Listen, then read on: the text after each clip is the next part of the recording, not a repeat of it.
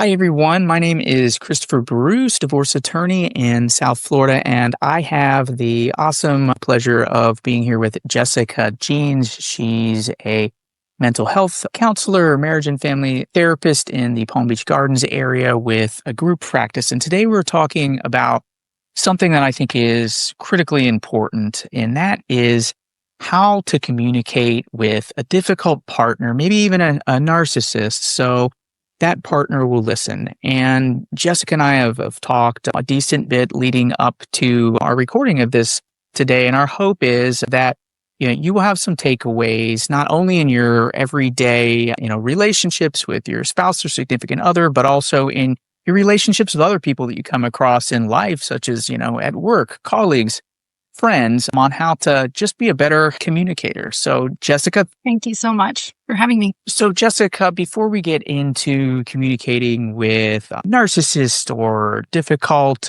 people maybe on the spectrum of personality disorders, I thought it would be really just helpful to go over just some general best practices for communicating with your spouse or your significant other. And from your perspective as a therapist that works with individuals and couples, families, do you have any best practices for how people can better communicate? Yeah, I've got some basics I can start with, and then we can break down on why some of them don't seem to work in many dynamics, which is why we're here today, right? Probably the key is recognizing that in any conversation dynamic, you have a giver and a receiver, and there's someone holding space, holding back their emotions, their feelings that they want to speak and express, so that the other person can speak. So we've all heard the term active listening, and that's represented by taking turns, holding space, we call it, kind of hold it in while the other person gets a turn, and then making sure that they feel heard before it's our turn. And so another tip we give with that is true empathy, being able to put yourself in their shoes.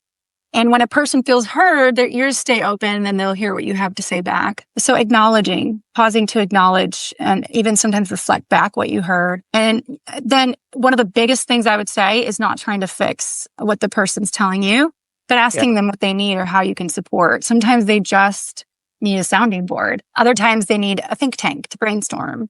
Other times they're flooded with emotions and they're not able to navigate well. So just identifying what they're needing is really helpful. And then being present. Some of those things, active listening, maybe not trying to be the problem solver and being present. I was hoping maybe to break those down a little bit more. When it comes to active listening, I mean, how can our listeners be a more active listener when, having conversations? The first piece to recognize is that we're having our own experience. And so there's this tool we call affecting, where you kind of put on a performance that, where you're not showing your cards. I mean, of course, you're making empathetic facial expressions, but you're really getting into what they're saying. So this looks like eye contact. This looks like putting down the things in your hand. This looks like responding and not necessarily taking things in another direction until you know that they've gotten what they needed from you. And then there's a whole nother piece on emotions and how those affect communications. So most of us have heard of fight or flight. So I can just use that term to explain that every feeling has a physiological reaction in our body. And it's wired. I believe that God gave us emotions as a GPS, even anger, all of them, and we get confused that anger's bad because it's been ugly in our lives. But the truth is that when the Bible says, be angry and don't sin, it's basically saying address your anger, not don't be angry. And to be angry is to just be violated. It's a spectrum of like irritated, agitated, furious, rage, murderous, right? And so it starts small, but when you don't deal with it by saying, I'm mad, venting, expressing it, and then asking for change, it becomes like a volcano, and we're all capable of murder at that point, because it takes over your reasoning and you're only operating from what we call the reptile backup. So sad, mad, glad, scared, and shame are the 5 basic emotions that we teach in my work, and that we take a lot of work from Cliff Berry. I guess you could say an objective tip on that point to maybe have your own feelings validated in the communication, but maybe not end up on the murderous side of the spectrum or whatever step 2 was on not.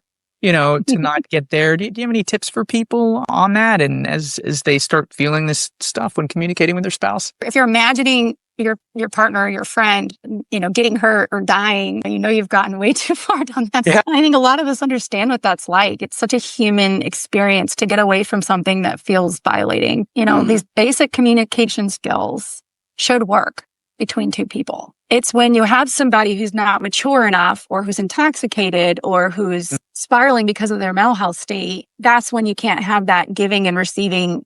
Okay, my turn to listen and meet your needs and backwards. So it's really important for us to identify. You got to read about it if you don't get how important they are, because they run your life. Emotions drive us or we drive them. There's no other way around it. Our thoughts cause our feelings, directly cause our behavior. So recognizing what is the thing that I'm feeling. Sad comes from loss. Mad comes from violation or stuckness. Glad comes when our expectations are met or exceeded. And shame comes when we feel inadequate. And so those all have needs. When a child is scared, they need safety. I think children, because they're not edited. When we're scared, we need safety and we need to ask for safety. When we're mad, we need change. We need to ask for change, etc. So Jessica, one of the things that you were saying it struck a nerve to me. And I don't know that I'm speaking for all men here, but my wife's told me, and my wife's a brilliant woman. She's my law partner. She told me very early on in our relationship, hey, stop trying to tell me what to do. She would come home from her job. Then it was before she was a divorce lawyer, big corporate law firm. And she'd tell me about what was going on in the day. And I'm just sitting there and I'm like, well, you do got to do this. You got to do that. You got to do that. And she basically told me to please, stop doing that. I want somebody to listen. And so I tried to take a cue from her on that. But, for people that might be doing that maybe too much, do you have any advice for them on how they can be a better partner in communication with their loved one? Yeah. I think for those who are going to listen in communication, you need to recognize there's always a need trying to be met when someone's speaking to you. And if it's just sharing something with you, they're glad and they need to share that with you. They need connection and they need you to see that.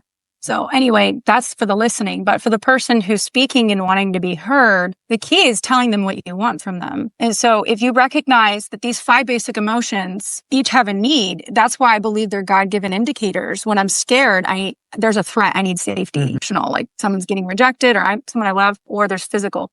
When I'm mad, I need to get it out. I need you to hear that I'm mad, which is why we say, ow.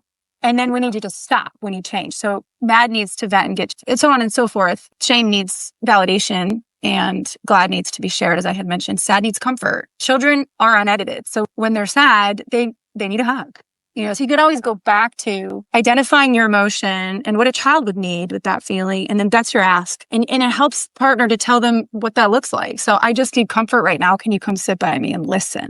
I need a soundboard. I'm scared.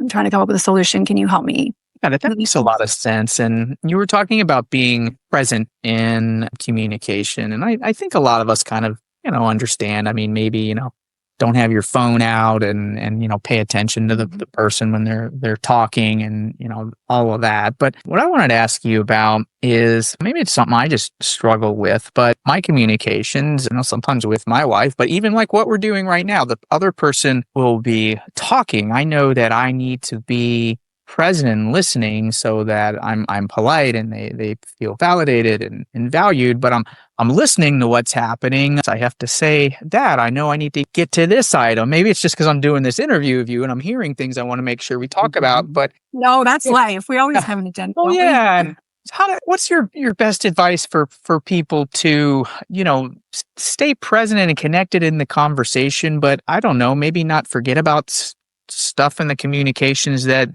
should be addressed? Such a good point. There's a nuance that we all deal with. I always tell people who are in my office here, there's a notebook on the table, so when it's not your turn, write down what you want to say. So I think if you're having a constructive conversation, it's loving to have a notebook there and just say, I just need to write something down. Just one word. So you forget. Another thing is when somebody needs your time, telling them how long you have is setting that limitation before you start so they know how to budget their tangents. And then another piece is just saying, I have some ideas if you're interested, it's like planting those seeds. The biggest trick is to breathe. Just take a breath, really? Just breathe. Your body is scared. It thinks it's being chased by a bear because you have an idea and you're going to forget it. And so just breathe and sometimes trust, it will come back if it's important. can help. I just took a breath. Nice. But one more thing I want to say that is reading Yeah. each other's signals. Like when I see you take a breath, I know you want to speak. And so that's where the eye contact is so helpful. Makes a lot of sense. And maybe you could talk for a second a little bit more about emotions and conflict in communications and I guess how to best regulate those when you're talking or communicating with, your partner or somebody that you're very close to so that, you maintain a healthy relationship and don't, deconstruct what you have with that person. Yeah. Two things. One, understanding the difference between what's being described as happening. Like if someone's telling you like you slammed the door in my face, understanding one part is data and one part is someone's understanding of that data. So like you close the door within an inch of my face is data, right? But if you say you're ignoring me and blowing me off, that's an opinion. That's a judgment, which is to make an idea about something. So that's one piece, is recognizing that we're both in a conversation, always going to be swirling around with our stories and then like reassessing the data to figure that out. Another piece is venting before you speak to the person so you can be objective and concise. So journaling, taking notes, respectfully speaking about it with a friend, and then staying calm and picking the right times for those conversations. This is all, I think, great stuff. And from my perspective, just trying to study communication. And, I'm a divorce lawyer. I want to have the best communication possible with my clients so that, I meet them where they're at and communicate what they need to hear in the best way possible. I think the stuff you're saying is just, it's outstanding. And I guess if you were to, somebody's listening to this and they were to, have a couple of just objective takeaways with how to have better communications with their loved ones, their spouse. Do you have any like top 3, top 5 tips of do's or don't do's that, if they do anything, they should do or not do these things? Yeah. I do know for me and my husband, talking to him about something when he's not prepared for that conversation, taking cues. So I would say taking cues is a big one, understanding the right, again, timing. And in that same tip, I'll say that communicating about wanting to communicate, like, hey, I want to have a conversation. Can we meet on Saturday morning and talk about this at, 6:00 on the porch is what I say, which is not realistic. But then also just being willing to reflect back and stay with them where they're at before trying to bring it back to you. That's just a principle of productivity. And then my third piece is not interrupting. Because once you do that, you're escalating on top of each other. And now we're in fight or flight. So we were talking about, some methods and tips for communicating with a spouse or a loved one. And I guess I would say normal situations. Now, how about if somebody's spouse or the person they're engaged in communication with is a narcissist or has one of these personality disorders we hear so much about? How are things different? Well, the word narcissism has become very common as therapy has become more common and more mainstream. I think social media has allowed a lot of information to spread, and obviously there's good and bad with that. We know in the DSM that there is a certain amount of personality disorders. Basically, a personality disorder is something that is different than all of the other mental health disorders that we define in our manual. Other than what, there's one that kind of goes on the same axis, but everything else, including delusional thinking and psychosis and hearing things, all of that lives on axis 1. On axis 2, we have personality disorder. And what that means is that you can't measure it the same as all the other mental health issues and presentations because it's a matter of perception of reality. And it's basically the simplest way to say personality disorder is commonly called narcissism, but there's only one type that is actually called narcissistic personality disorder. The rest of them have different roots, like borderline we hear of is a fear of abandonment. There are others. Sociopath is common with like your murderers is common with antisocial personality disorder. So those are all referred to as narcissism. And I think the reason why is because personality disorder specifically is when a person regresses frequently to a young state.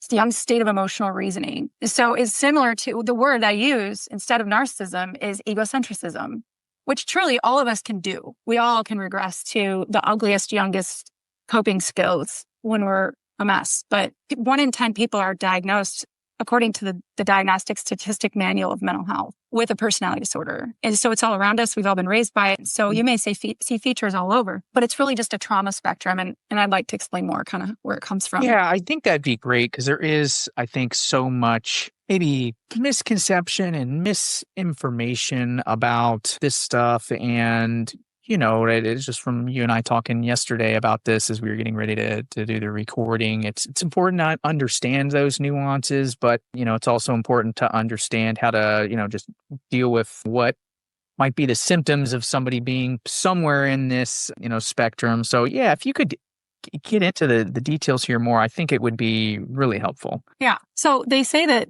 it's genetics and environment that causes this. Where I could see that being possible is that we have these brain mechanics, things like IQ, like the way the brain works to learn, things like impulse response, like that when you want to punch someone, but you can pull back, inhibitory control, things like delay of gratification that we teach kids, waiting to get that lollipop until you're done with, the thing you're supposed to do. And so there are pieces like that in the brain that can already predispose you to staying young, if you will, or to that regressive condition, if you will. So I think the best way to think about it is, narcissist is the man who looked at himself in the water, and just thought he was so amazing. And you think about a child, like they will just come barreling in a room, demanding whatever it is that these just outrageous requests, and they'll knock over your coffee and they'll just keep walking. And you could be devastated, and it takes a lot to get them to care. That's a similar concept, basically from the first year of life through the end of our teens. We're developing who we are. And that requires self-reflection, looking at myself and being able to say when I messed up. Like we almost have to teach kids to recognize, like, you bumped into me, you need to say sorry. It's not natural. And as Christians, I'm a Christian and I do teach about how there's a lot of value in teaching our children that they cause harm, So from a young age, when a child is in an environment that they can't self-reflect and say, like, I'm sorry, that's where they will stop reflecting. And then the rest of the body will proceed to grow, including the front of the brain that can think and reason and do like CEO and president. And it's all around, right? So we do have leaders that have personality disorder. But when they get in that that fear, that shame, when there's a threat or a violation, they're going to go all the way back to that young identity. And you're going to, depending on when that trauma put the nail in the coffin, that's the behavior you're going to see. You might see a teen, you might see a baby. Go ahead. Yeah, like I wanted to ask, and so that people can better understand this is, so say a couple are in therapy and they're talking about, maybe we'll just say the wife, but this can happen with men or women. They're working on something to where in therapy to where the wife, feels really hurt when the husband engages in what she feels is, a mean reaction or very controlling behavior, and they're back at home. They're out of the therapist's office, and the husband goes and does this thing. Maybe it's putting the wife down unnecessarily and not really realizing how he's making his wife feel. Maybe not caring about it, and the wife is thinking, my husband's such a narcissist. Like, what's really going on there? Is she dealing with a 5-year-old, or is that what you're suggesting here? Yeah, I think it's really easy to say that people are narcissistic when they act young. Yeah. And I think it's easy to assume that narcissism means that this is a bad person. But if you look at a child who's got a character problem because they haven't developed their moral reasoning yet, or like a wherewithal to even care, then it's that childlike, self-preserving behavior. And so what she's dealing with is somebody who had to put her down. Now, if we say narcissist in my time, we're talking about narcissistic personality disorder, where you won't win, you won't get power. I will push you back down. I will do whatever. I will put our kids in the middle as a pawn to make sure that I have the power and you don't. So that wife is dealing with somebody who has a power wound. And there's other types of gaslighting and such, but that's an example of somebody who would demean. But somebody with other types like borderline fear of abandonment might also get very vicious, and start breaking you down. And so again, you're looking at the behavior of their age of regression. And so she might be looking at a 13-year-old, not 30-minute span. And then later they repair and he bounces back to, by the way, the amazing people that we love these people, they have these amazing traits. And I've heard you guys talk about that on the podcast, and I really agree. They're strong people, and they are survivors. They have been through trauma, and personality disorder is merely a spectrum of trauma. And when they're diagnosable, they've gotten to a point where they're unstable. You can't depend on regularity. So say maybe for this hypothetical wife we're talking about, could be anybody, if their spouse is engaging in this behavior and they need to communicate with them, I mean, what's the best way for them to figure out, okay, how do I really meet my spouse where they're at and communicate with them in the best way possible, or learn maybe how to better communicate with this person? And it sounds like maybe it's complicated because there's a spectrum of behavior here. How, for the person who's listening to this and they're like, I think I might be dealing with this, how do they start better understanding how to more effectively communicate with their spouse, or at least try? I think finding the right resources to learn about it in a way that doesn't demonize the person, because they're victims. So recognizing that helps us to have some compassion. But first, so boundaries means where my circle around me ends and you can't enter that. That would be violating unless I invite you in. So a boundary is what I will and won't do and can and can't do, not what you should and shouldn't do. So it's making an ask. Can we please talk about this? Can you stop calling me names and just listen, and then I'll listen to what you have to say? Making your basic communication things that should work. But then it's recognizing I won't sit through this. So I guess I have to grieve, because that's a loss, sad, and go get comfort because it's not going to work today. So the number one word I could put on over this entire episode, other than like shame lift, because I always want us to lift shame, because like I just believe that we're enough through God. But my biggest piece is expectations. It's like, recognize the math problem that you're looking at. If the person is in a regressive state, if they're agitated, if they're furious, if they're hitting below the belt, take a time out. Forcing a child to understand when they want their way isn't going to get you anywhere. And again, it's not to offend them and call them a child, but it's to say they're using like a level of development of a child in their emotional reasoning and reaction, which is, by the way, that reptile brain is to hunt and to kill and to survive. And that's what you're working with. And so like a lot of the people that, I meet with and this stuff's going on, I mean, usually they don't want to get divorced most of the time. They want to try to find a way to better their relationships so they don't feel the way they do. And I guess for the people out there that are like listening to this and they're like, hey, like my wife does this or my husband acts this way. And okay, I get it. Like if they start, set some boundaries, what's acceptable, what's not acceptable, and what I have to deal with, and hitting below the belt, acting like a child, like, sometimes you just, I guess, need to extract yourself from the situation. But, what else can these partners of these, maybe personality disorder type spouses do to in their day-to-day communications just get along better and try to minimize the friction and conflict that sometimes comes with communicating with these people? I want us to always go to our marriage first, over the kids, over friends. But when you can't,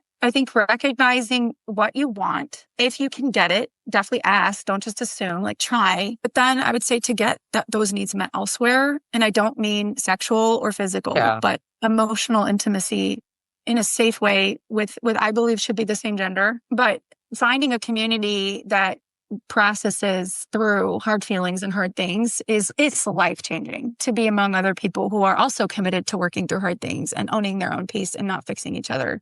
But at the least, going outside the marriage when there is neglect, when you say, I've done what I can, like, of course, ask for counseling. Yeah. But when you can't get it, again, expectations, don't keep hammering the same nail. Accept and love them for where they're at and take your needs elsewhere, and you can communicate that. What does that mean practically? Maybe, and there's different, I guess I would say a spectrum of disorders, and you can phrase this better than me. Some people have, maybe minor signs of some of these personality disorders. Some people are, I guess full blown. But, are you saying that maybe for the person who's married to somebody that might occasionally have minor signs of these flare-ups in communication, hey, like if the husband's going through this issue this day, I don't know, maybe, go out and, play tennis with your girlfriends or go, I guess have your healthy communication elsewhere that day, so to speak. Is that kind of what you're suggesting? Yeah. And when I say get your needs met, you can always go back to those 5 basic feelings. Like if you're happy because good things are happening in your life, where can you go to play and experience that joy with someone? It could just be like you go to a pickup game with some friends, because joy just needs to be shared. We just need to connect. If you're sad and you need comfort, who or where is the place you go for that? to me, I'm a highly emotional person. So, I really like going, like running to the altar and, when I'm upset, but I also will send a Voxer message for 10 minutes to a friend and just audio. Audio messages are huge in my women's community because we really believe in letting it out in a place that's safe and confidential so that we don't dump it on our loved ones. A lot of sense. And, before we're done with this stuff, I want to talk about the community a little bit more. Here's one for you. And I guess this wasn't on the script, so feel free to make it a non-answer. But, for the person who is listening to this and they're like, okay, I get what you're saying. This stuff makes sense. But, I don't want to, send that message to my friends or the support group every day. I want to feel safe, with my husband often. And it's that's not really happening much at all. It's really, I feel like he's too mean to me. What I think therapy is always something there as long as certain lines aren't crossed. But what should that person be doing if they want to make every last effort to try to make their relationship work? What advice for them? Well, you mentioned therapy, and I think if the person's not willing to get a third party in the room, that's a lot of information for you right there to deal with. That's a no. I'm not willing to do what it takes, scientifically what it takes to make this work. So that's one piece is you have to, at least individual therapy. But I can think of other suggestions like reading a book together, or going to a retreat together, or sharing this podcast back and forth that you love, that gives you information, doing a study together, adding fun back, or whatever's out of balance between hard work and fun, kicking some spirituality into your life, committing to something spiritually. You can grow together because you always will if you try. And then I do just go back to we're all different. So we're going to have different ways of approaching this, but I'm the one that's going to be logistical, hey dear, how about this? How about, have you tried this so that we can then do this? He's great about that stuff. But at the end of the day, the person has to want to change on their own. And so both him and I, have had to learn that, to break enmeshment between the two of us anytime that we're depending on the other to get what we want, and practice both getting our own healing.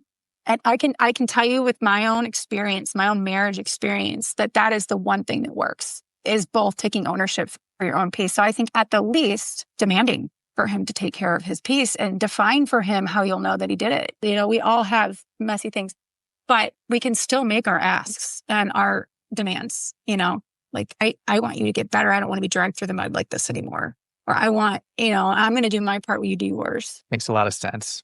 And I guess, it comes to a certain point in time, or at least my view is, and maybe I differ from you, is most people that I feel like personally, if you're married, you owe it to yourself, you owe it to the relationship to really try hard at all the things that, you're talking about, Jessica. And probably I feel like the best way to expedite it is getting somebody with your credentials to help walk you through the process and individually. And there's some group options that we'll talk about too. But at a certain point, if you keep doing what you always do, you'll get what you've always got. If the spouse is not changing these behaviors and correcting them, you either have to feel, you really should be determining, are these things that I can live with and just accept? And if yes, let's stop the complaining or manage as best as possible. And if no, then find the best way to unwind the relationship and move on. But don't be stuck in the limbo for your whole life. That's my view. I don't know if you see it that way. I do. I think that's good. I think even, really Christians don't love divorce, but I think there's times where I think God wants us to have peace and love.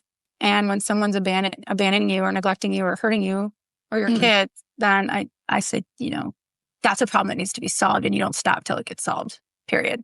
And if somebody's nullified the marriage by doing those things already, the decision's already made. It's just, which direction do you want to go with it? But yeah, I and many people believe nothing should take you apart if you've contracted to marriage, outside of those things I just mentioned, which can be managed sometimes.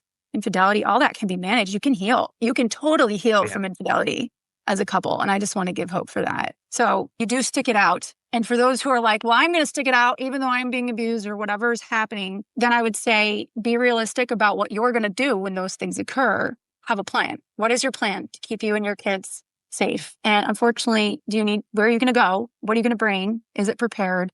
If you're going to choose to stay, which I do not recommend staying in an abusive relationship.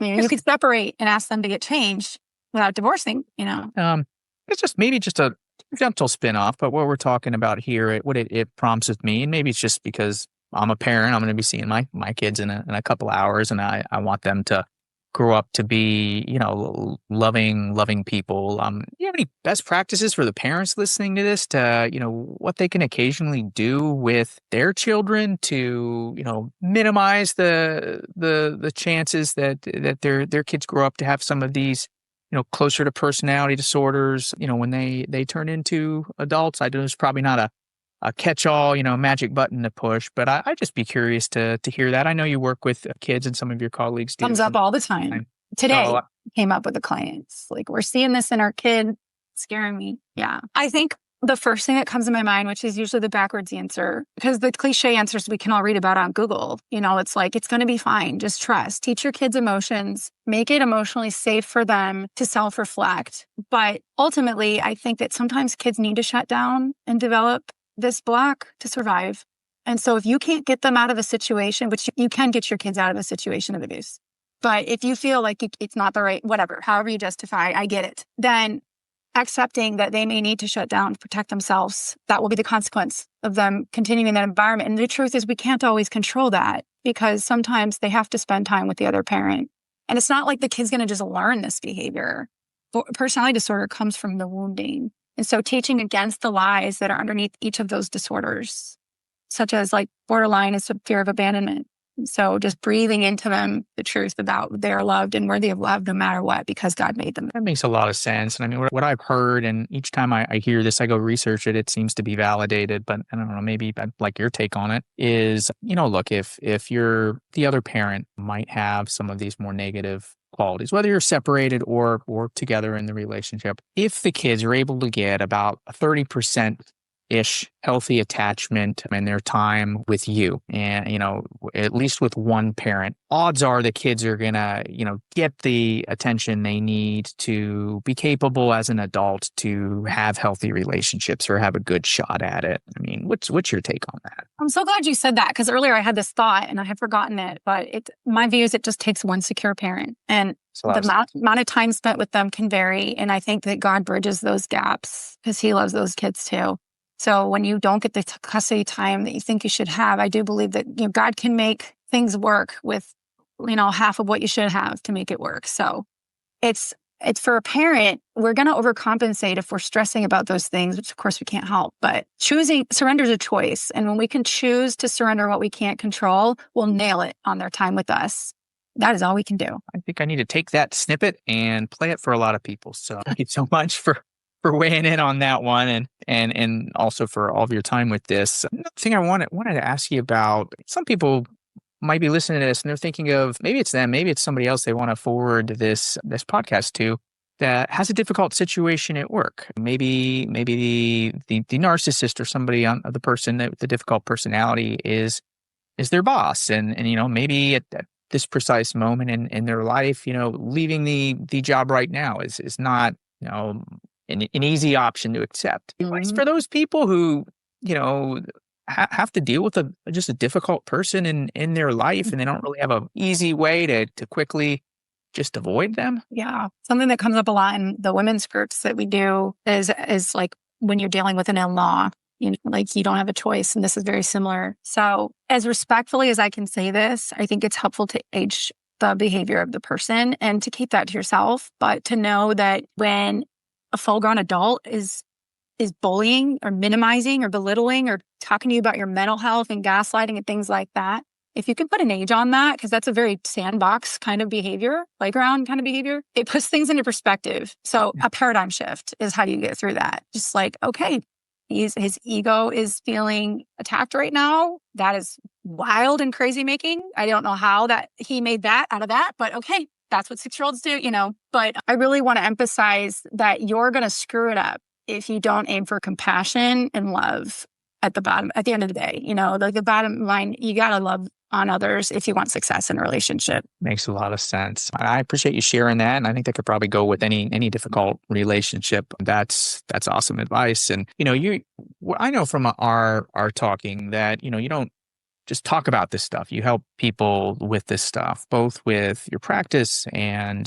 through the women's group and community kind of that you form. Maybe you could talk a little bit about that. People help them understand, both like what do you and your affiliated groups help with, but what else might be out there to as resources to help them deal with the stuff we're talking about? Yeah. The first thing I want to say is that you can get free help for this kind of thing at the adult children. It's called ACA. It's a 12-step program. It's similar to Al-Anon, but it's more focused on why we picked this and why we put up with it and the wounds that got us there. And I can tell you personally, like that really changes the way that we react. So 12-step ACA. 12-step, okay.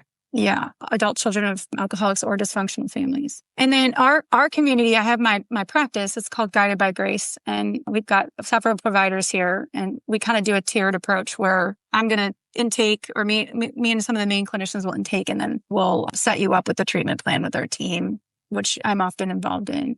But then we also have, I grew up going to these weekends that my mom founded at a nonprofit called, well, now we call it Women in the Light. And so now I get to do it with her, and it's a residential weekend in Florida, a couple hours away. Our next one is coming up next weekend, but we have a couple in the fall.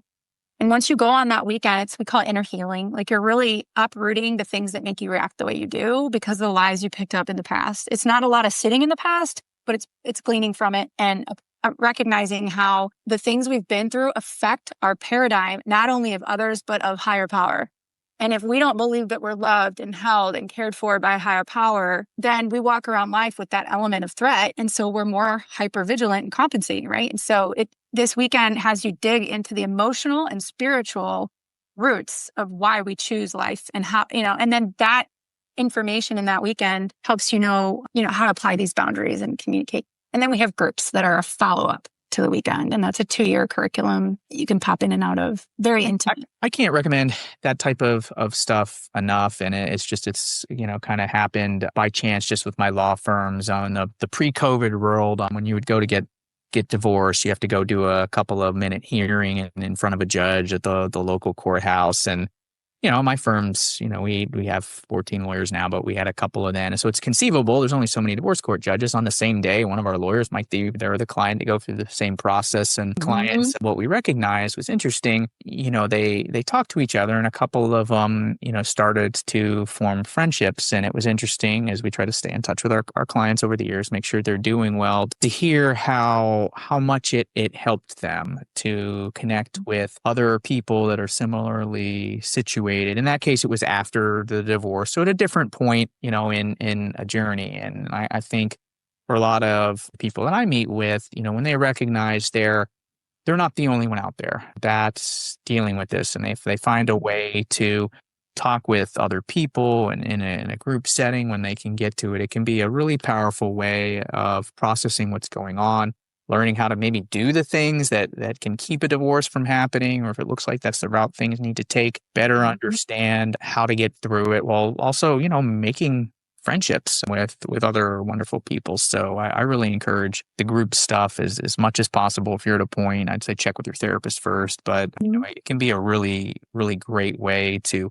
process all the spectrums of this stuff. For sure. There's such a power of healing in fellowship and community. And actually people become depressed shortly after because they realize that they have unsafe friendships, that people are just giving them advice and sharing their secrets and one-upping them and talking over them. And everything you say, they tell you about how they relate to that. And so it's kind of been neat to see this community, like they're all clinging, like about 100 women now are clinging. We started in 2023 with the weekends. They're all picking each other because it just feels so safe. So, but then they're bringing their friends so that they can be more healthy for them too. And we'll get all the information of that in the show notes and up on the video of this. And Jessica, I really appreciate your time. Any more takeaways as we come to the end of this that you really want to make sure you leave people with? I guess what I would do with that question is, I believe in the 4 different parts of us: the seers, the see, think, feel, do. Spirit, mind, body, heart. And some of us are really strong in some quarters of that, and some are, and weaker in others. And so I think it's certain podcasts, certain marketing, certain types of therapy and teaching are going to appeal to you, and they're going to disgust the person next to you. And so don't write off any form of help or connection with God because it doesn't feel right. You may just be extremely out of balance with vulnerability, for example, or trusting. So tap into resources and figure out, why things seem to work for others and don't work for you. Well said. Jessica, thank you so much for your time, for sharing your expertise and taking the time from your family and your practice and your life to do this here. Really appreciate it. Thank you. It was a pleasure.